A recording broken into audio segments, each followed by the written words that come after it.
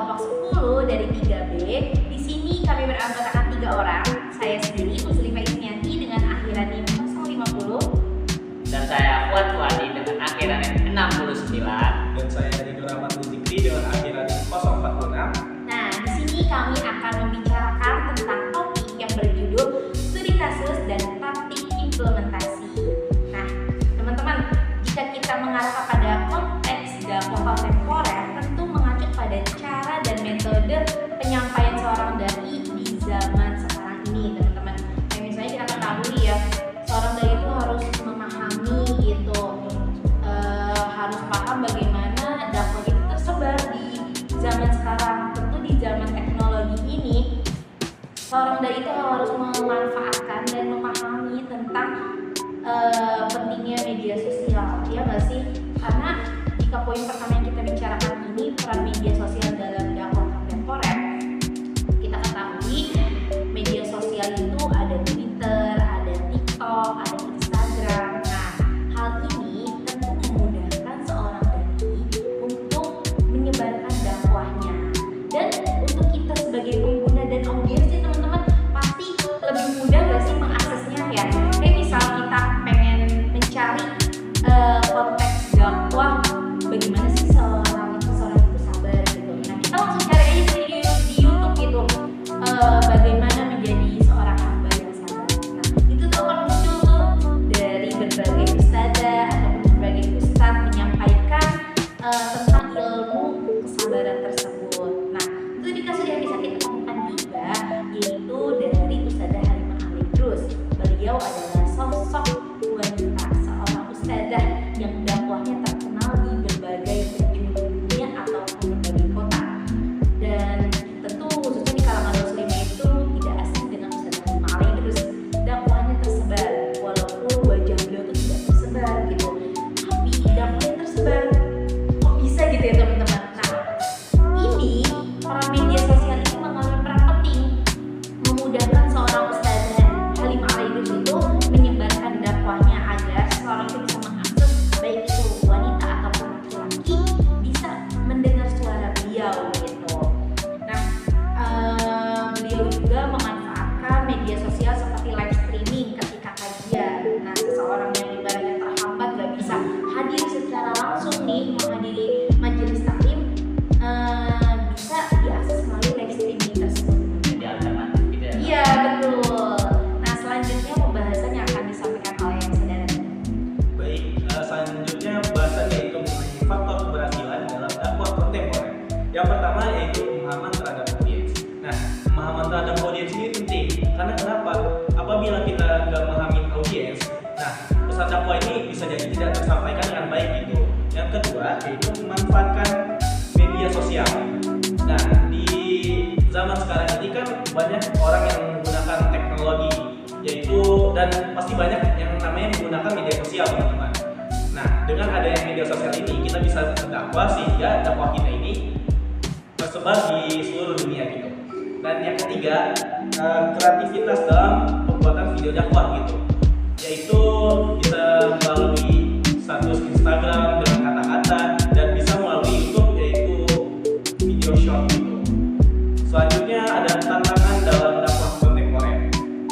Tantangan dalam dakwah kontemporer itu ada di paham sekularisme. Nah, apa sih paham sekularisme?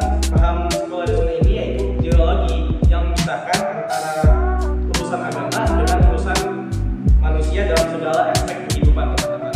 Dan yang kedua yaitu adanya berita hoax. Itu aja teman-teman. Saya kembalikan kepada Rizky. Oke, terima kasih Ridho atas penyampaiannya ya. Nah, selanjutnya itu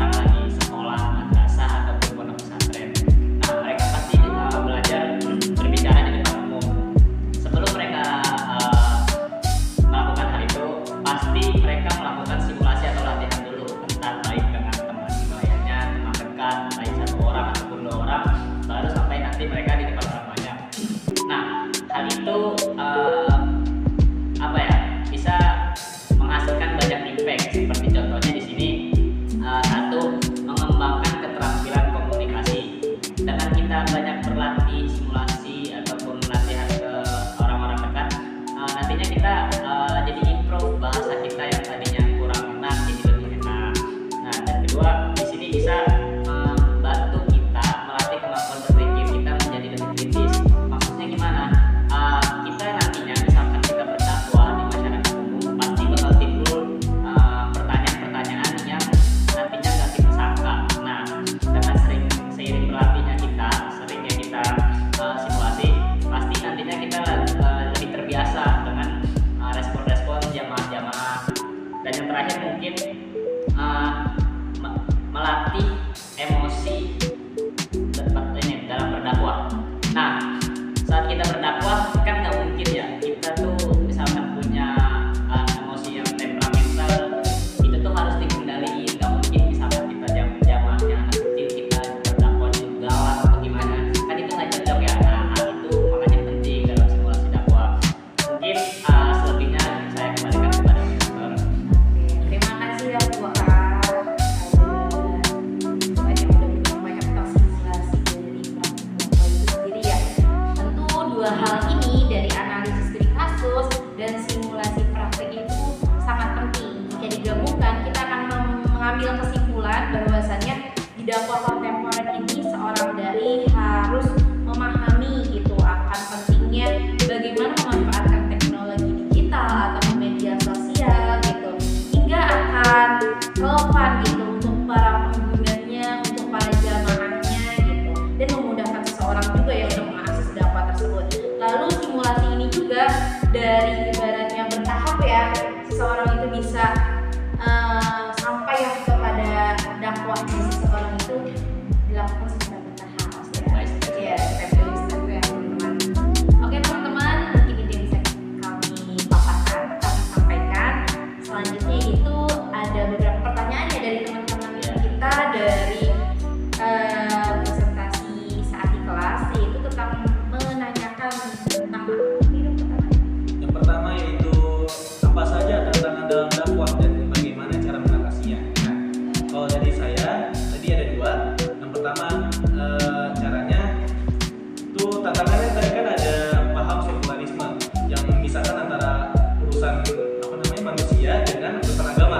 Nah, yang pertama ya pasti caranya yaitu tetap menempatkan agama gitu di setiap urusan kita. Dan yang kedua itu adalah menyebarkan berita hoax tadi. Nah, caranya gimana? Caranya jangan menyebarin berita hoax gitu, menyebarin berita yang benar. Dan kita sebagai pengguna itu harus tahu nih, ini berita hoax atau benar. Kita harus cari tahu dulu nih. Gitu. Nah, ada juga teman-teman di kelas itu ada yang menanyakan